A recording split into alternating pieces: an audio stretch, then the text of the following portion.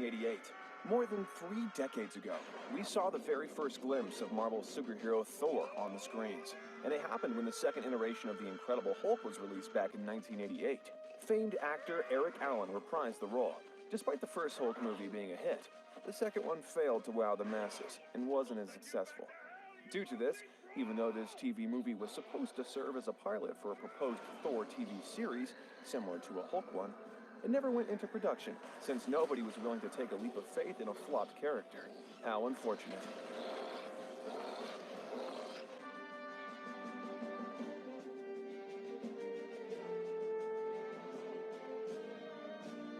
Thor, 2011.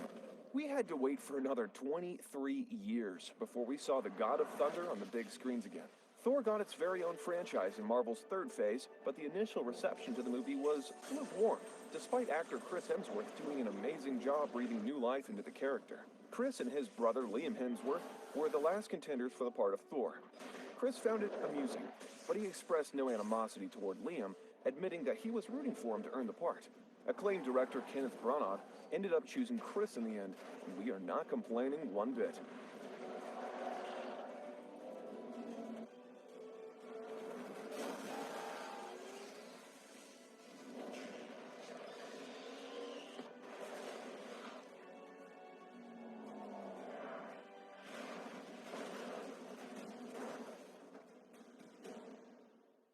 The Avengers, 2012.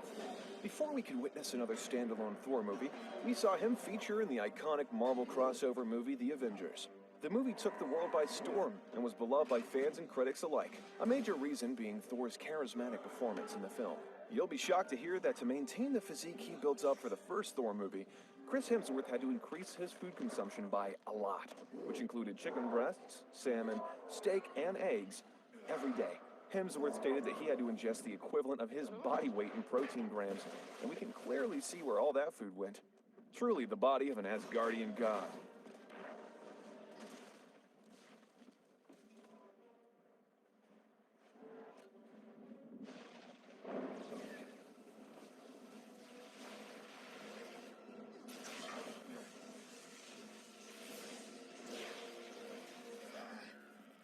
Thor: The Dark World, 2013. Just 2 years after the release of the first Thor film, Marvel decided to follow this up with a sequel, this time under the leadership of a new director. Things didn't quite go to plan since director Alan Taylor found it hard to carry on the flow and continuity from the first film into his own version. Even though the movie is widely considered by many as the weakest of the Thor franchise, interestingly enough, because of the height difference between the two, a box and eventually a ramp had to be employed in parts of Natalie Portman and Chris Hemsworth close-up and kissing moments. Now isn't that hilarious?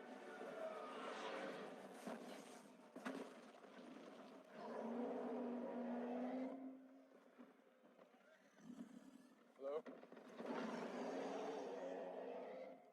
I accept your surrender.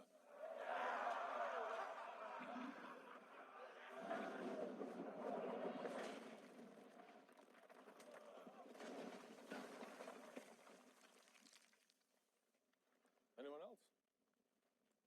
Avengers: Age of Ultron, 2015. Despite the second Thor movie setting the franchise back a little, fans could not get enough of the character himself, and this was apparent in the next Avengers movie.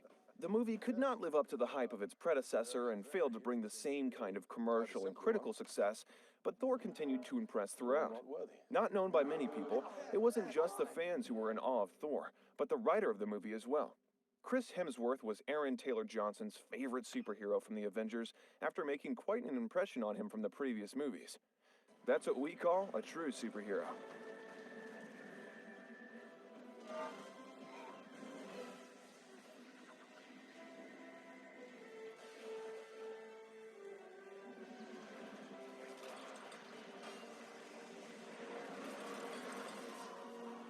Thor: Ragnarok, 2017.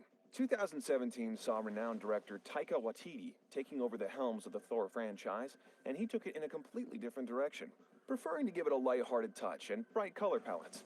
The result was a movie that turned out to be highly entertaining and was loved by fans throughout the world, becoming an instant commercial and critical hit, despite a few inconsistencies in the plot and character development. Let us tell you something mind-blowing from the movie. Thor's, quote, friend from work line about the Incredible Hulk was suggested to Chris Hemsworth by a Make-A-Wish child who visited the set on the day the scene was filmed.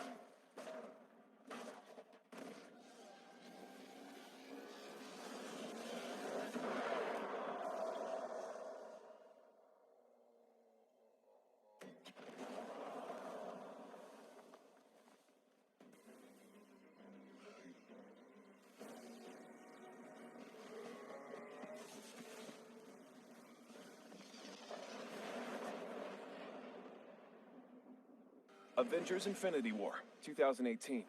The end of Phase 3 saw Marvel release its finale in the form of a two-part blockbuster, the first of which was Avengers Infinity War. At this point, we all know about the massive budget and huge commercial and critical success of the movie. But did you know that during the third act of the movie, Chris Evans and Chris Hemsworth ad-libbed the dialogue between Captain America and Thor in which they compared their facial hair, reasoning that they have known each other long enough to have that kind of friendly banter. Damn. Don't we all wish we had friendships like that?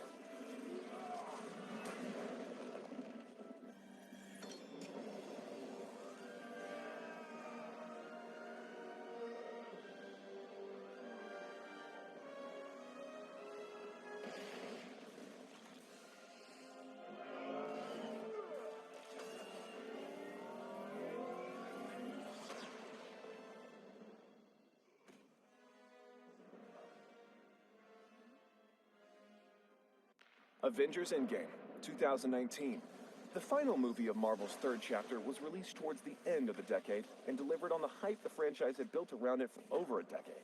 Fans of the Thor franchise will be shocked to hear that Natalie Portman's appearance in the film was created with leftover footage from Thor: The Dark World, and she also did voiceover work for a scene when she is talking in the distance. Although Portman didn't shoot any new scenes, she attended the film's premiere. Another Easter egg in the movie was when we see 2012 Thor mention going for a bit of lunch. It's a reference to the post-credit scene from The Avengers, where the group is seen eating shawarma.